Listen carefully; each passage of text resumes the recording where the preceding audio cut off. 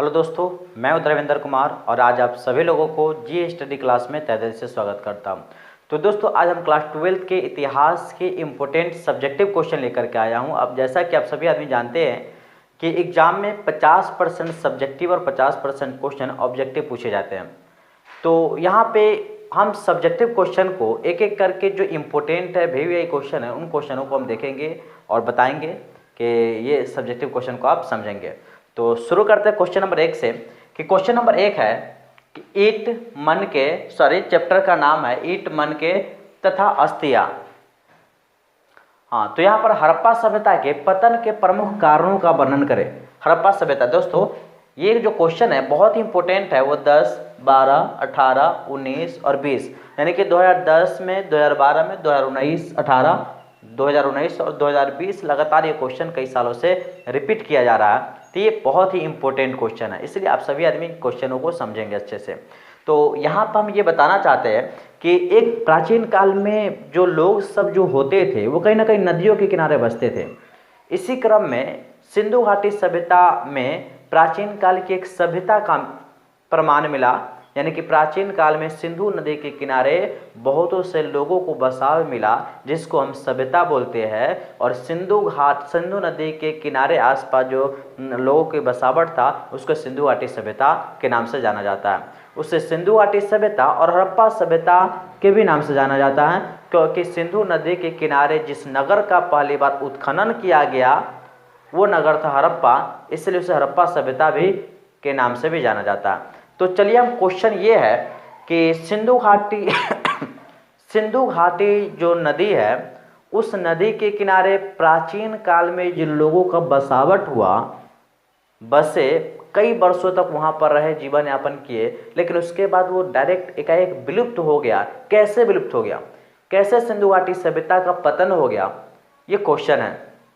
यानी कि सिंधु घाटी सभ्यता जो है सिंधु नदी के किनारे कई वर्षों से रह रहा था, लेकिन कई वर्षों के रहते रहते एकाएक देखा गया कि वहाँ की सभ्यता के सभी लोग पता नहीं क्या हो गया, कहाँ चले गए, इन सब चीज़ों की जानकारी नहीं है। तो यही के बारे में हम अनुमान लगाएंगे, क्योंकि उस समय कोई लिखित परिमाण नहीं है जिसके आधार पर हम कह सकते हैं कि सिंधु घाटी सभ्यता के लोग ऐसे विलुप्त हो गए थे या ऐसे समाप्त हो गया था इन चीज़ों को। लेकिन कुछ इतिहासकारों ने इनके बारे में अपना विचार दिए हैं, उन विचारों को आइए हम देखते हैं। तो यहाँ पे है कि हड़प्पा सभ्यता के पतन के प्रमुख कारण का वर्णन करें। हड़प्पा सभ्यता या सिंधु घाटी सभ्यता, दोनों में से कोई आए, दोनों मतलब वही है। हड़प्पा सभ्यता या सिंधु घाटी सभ्यता के पतन के कारण बताना है। तो देखो, हड़प्पा सभ्यता कैसे समाप्त हुई, इसको लेकर विद्वानों में मतभेद है, फिर भी इसके पतन के निम्नलिखित कारण दिए जाते हैं। यानी कि हड़प्पा सभ्यता कैसे पतन हो गया, ये विद्वानों के बीच कई सारे मतभेद है, फिर भी इतिहासकार जो है इनके मतभेदों के कारणों की चर्चा किया है। सब अपने अपने विचार के अनुसार इनके विघटन के, इनके पतन हो जाने की अपना विचार दिया है। और आप लोग भी इसी तरह से अगर क्वेश्चन पूछा जाए तो इस तरह से हेडलाइन दीजिएगा और इसको पॉइंट देकर के अवश्य लिखिएगा, ऐसे ही डायरेक्ट मत लिखिएगा। तो यहाँ पे है कि सिंधु घाटी सभ्यता के पतन क्यों हुआ, उसका कारण क्या है। तो सिंधु क्षेत्र में आगे चलकर वर्षा कम हो गई। कुछ विद्वानों को मानना था कि सिंधु क्षेत्र में आगे चलकर के वर्षा कम हो गई, और वर्षा कम हो जाने के फलस्वरूप कृषि और पशुपालन में कठिनाई होने लगे। कृषि और पशुपालन में क्या होने लगे, कठिनाई होने लगी और कुछ होने लगी, जिसके कारण वो विलुप्त हो गया। कुछ विद्वानों का ये मानना था। उसी में कुछ विद्वान कहता है कि कुछ विद्वानों के अनुसार इसके पास से रेगिस्तान बढ़ता गया और फलस्वरूप मिट्टी में लवणता बढ़ गई और उर्वरता समाप्त हो गई, जिसके कारण सिंधु घाटी सभ्यता का पतन हो गया। देखो दोस्तों, सिंधु घाटी सभ्यता के कुछ लोगों का विचार था कि सिंधु सभ्यता आगे जब चलकर आगे चलकर वर्षा वहाँ पर कम होने लगा। जब वर्षा कम होगा तो कृषि कम होने लगेगा, और कृषि की कम होना वहाँ के लोगों के विलुप्त का कुछ इतिहासकार ये कारण मानते हैं। दूसरा कारण है कि कुछ विद्वानों के अनुसार इसके पास रेगिस्तान बढ़ते गए। रेगिस्तान मतलब मरुस्थलीय मिट्टी, बलुई मिट्टी जिसमें खेती नहीं किया जा सके, वैसे मिट्टी का बढ़ाव होते गया, जिसके कारण वहाँ के सारे खेत बंजर हो गए और वहाँ की सभ्यता जो है विलुप्त हो गए, जिसके फलस्वरूप मिट्टी की लवणता बढ़ गई और उर्वरता समाप्त हो गई उस मिट्टी की। इसके कारण सिंधु घाटी सभ्यता पतन हो गया। कुछ लोगों के अनुसार यहाँ भूकंप आने से बस्तियां समाप्त हो गई। वहीं पे कुछ इतिहासकार कहा कि यहाँ पर भूकंप आने के कारण यहाँ की जो मिट्टी, यहाँ के लोग जो है वो भूकंप आने के कारण यहाँ की सभ्यता समाप्त हो गए। उसी जगह पे कुछ दूसरे लोग का कहना था कि यहाँ भीषण बाढ़ आ गई थी और पानी जमा हो गया, जिसके कारण लोग दूसरे स्थान पर चले गए। कुछ लोगों का कहना था कि यहाँ पर बाढ़ आ गई थी और यहाँ पर पानी जमा हो जाने के कारण ये लोग जो है अपनी जगह को स्थानांतरण कर लिया, यानी कि दूसरी जगह पर जाकर के बस गए। ऐसे विचारधारा था। एक विचार यह भी माना जाता है, ये नीचे दिखाई दे रहा होगा पॉइंट आपको, कुछ लोगों का कहना था, यहाँ तक है, इसका नीचे वाला पॉइंट देखेंगे हम।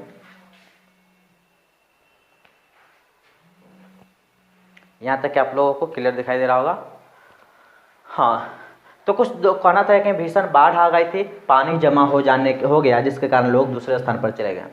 एक विचार यह भी है, माना जाता है कि सिंधु नदी की धारा बदल गई और सभ्यता के क्षेत्र नदी से दूर हो गए। यानी कि सिंधु नदी के प्राचीन काल में जो मानव सभ्यता जिस नदी के किनारे बसा था, उस नदी की धारा ही बदल गई होगी, यानी कि जिस सभ्यता जहाँ पे था वहाँ से दूर चला गया होगा। इसके कारण सिंधु घाटी सभ्यता भी धीरे धीरे विलुप्त हो गया। नदी दूर चल जाने के कारण सभ्यता से वो विलुप्त हो गया। तो दोस्तों कई सारे कारण हैं। अब सवाल में जो एग्जाम में अगर क्वेश्चन पूछा जाए तो इस तरह से आप बताइएगा कि सिंधु घाटी सभ्यता के निम्नलिखित कारण, इसको रट्टा मत मारिएगा, इसको कंसेप्ट समझिएगा। तो बताइएगा कि इस तरह से सभ्यता विलुप्त होने के कई सारे कारण हैं। उसका नीचे पॉइंट बना करके ये बात को दर्शाइएगा कि कुछ इतिहासकारों को मानना था, जितनी हम चर्चा किए पॉइंट को, उन सभी चर्चाओं को पॉइंट बाय पॉइंट आप क्लियर कीजिएगा। ठीक है, बढ़ते हम नेक्स्ट क्वेश्चन की ओर। उम्मीद है आप सभी लोगों को समझ में आएगा। नेक्स्ट है, पुरातत्व से आप क्या समझते हैं? पुरातत्व से आप क्या समझते हैं? हाँ, ये क्वेश्चन भी कई बार पूछा गया क्वेश्चन है। जो इम्पोर्टेंट है क्वेश्चन वो 2015, 19 और 21 इस इतने साल में ये पूछे गए क्वेश्चन है।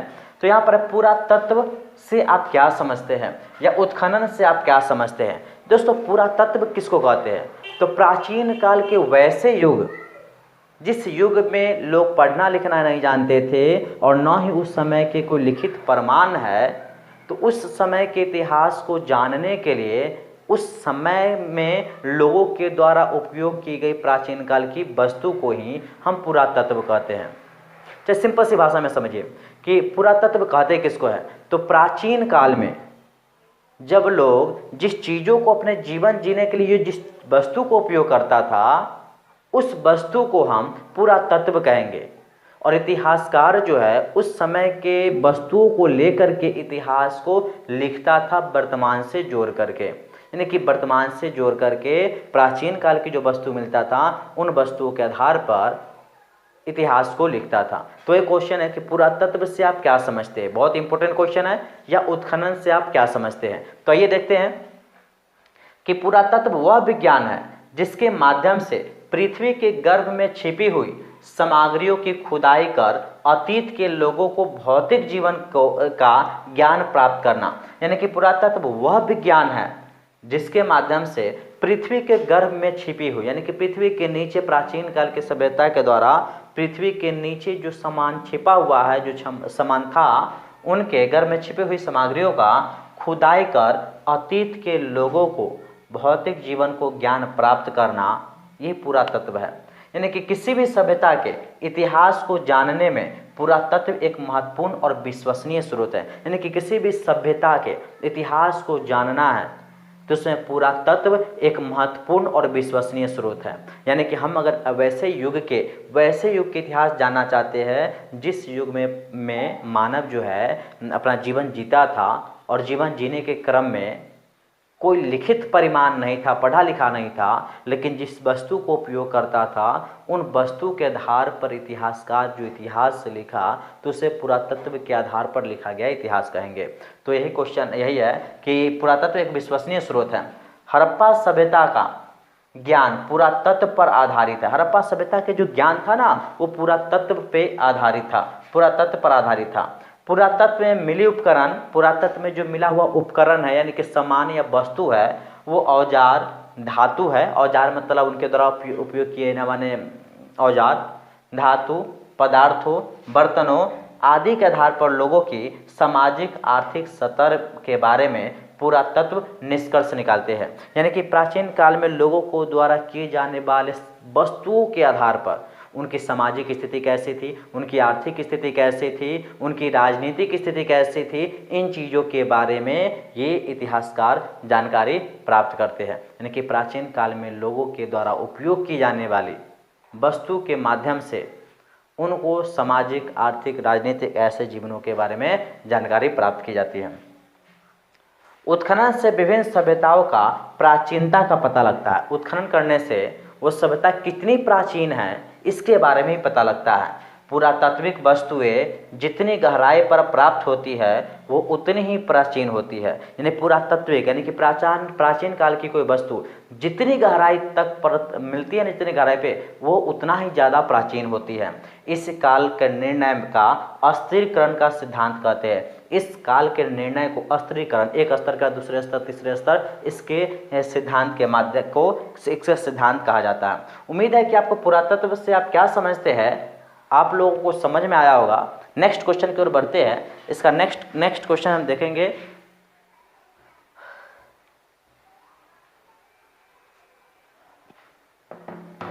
इसके अगले क्वेश्चन जो है, हड़प्पा वासियों द्वारा व्यवहृत सिंचाई के साधनों का वर्णन करें। हड़प्पा वासियों के द्वारा व्यवहार में लाए गए सिंचाई का जो साधन था ना, उनका वर्णन कर रहा है। यानी कि हड़प्पा वासी किस तरह से सिंचाई करता था, खेतों में किस तरह से सिंचाई करता है, उन सिंचाइयों के बारे में वर्णन करना है। तो अधिकांश हड़प्पा स्थल अर्ध शुष्क क्षेत्र में स्थित है। अर्ध शुष्क मतलब ज़्यादा बारिश की न होना। तो अधिकांश हड़प्पा जो है स्थल है वो अर्ध शुष्क क्षेत्र में स्थित है, जहाँ संभवतः कृषि के लिए सिंचाई की आवश्यकता पड़ती होगी। यानी कि हड़प्पा के अधिकांश क्षेत्र वैसे इलाके में बसा हुआ है जहाँ पर बारिश कम होता है, जहाँ की मिट्टी को सिंचाई की आवश्यकता होता है। तो अधिकांश हड़प्पा जो है उस इलाका में बसा हुआ है जहाँ पर सिंचाई की जरूरत है। तो कहता है कि अधिकांश हड़प्पा वैसे इलाका में बसा हुआ जहाँ पर अर्ध शुष्क है, जहाँ पर बारिश कम होता हो, जहाँ संभवतः कृषि के लिए सिंचाई की आवश्यकता पड़ती होगी। अफगानिस्तान में सौतुगई नामक हड़प्पा स्थल से नहरों के कुछ अवशेष मिले हैं। अफगानिस्तान में सौतुगई नामक हड़प्पा का स्थल अफगानिस्तान में भी पाया गया है। तो वहाँ से नहरों के कुछ अवशेष मिले हैं, परंतु पंजाब और सिंध में नहीं मिला। लेकिन पंजाब और सिंध में ऐसा प्रमाण नहीं मिला है। हो सकता है कि वहाँ अब सिंचाई करने की आवश्यकता न रहा हो, आवश्यकता नहीं है। ऐसा संभव है कि प्राचीन नहरें बहुत पहले ही गाद से भर गई थी। मतलब कहता है कि हो सकता है ऐसे कि प्राचीन नहर जो है से गाद से भर गया हो, गाद मतलब मिट्टी से भर गया हो, नहर जो था से भर गई हो।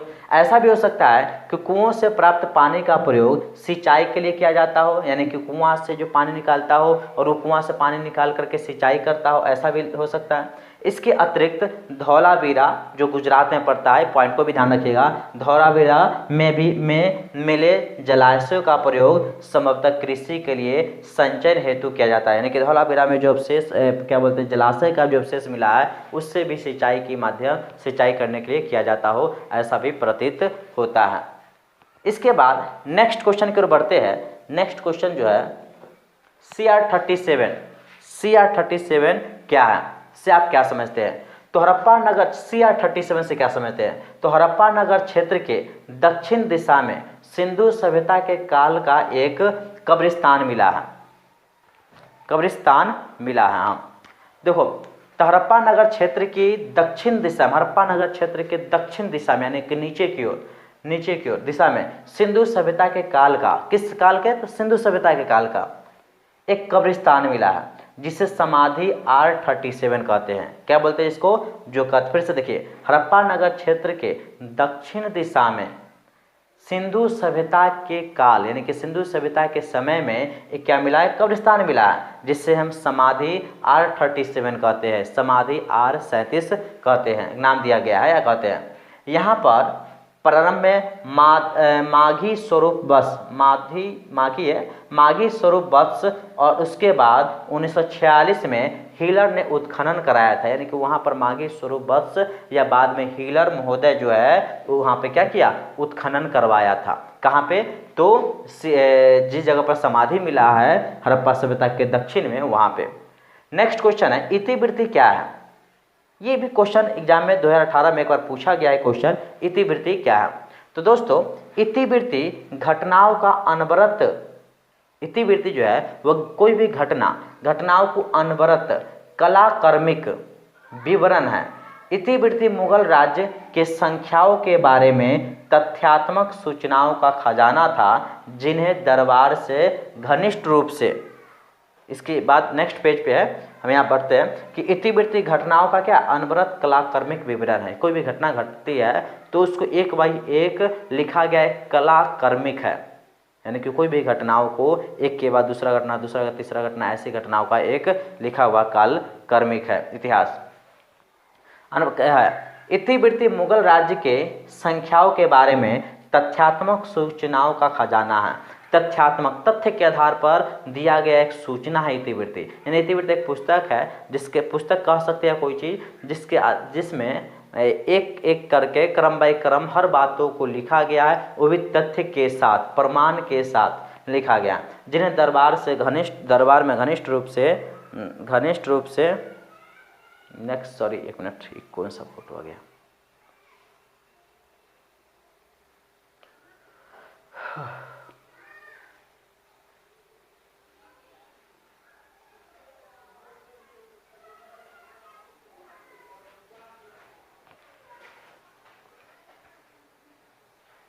हाँ यहाँ पे देखेंगे, से जुड़े व्यक्तियों द्वारा काफ़ी परिश्रम से एकत्रित एवं वर्गीकृत किया गया आधुनिक इतिहासकारों के मूल पाठ के शैली में क्रॉनिकल्स या इतिवृत्ति के नाम दिया गया है। नेक्स्ट क्वेश्चन देखने से पहले थोड़ा कॉल बहुत आ रहा है, इसलिए कट करते हैं।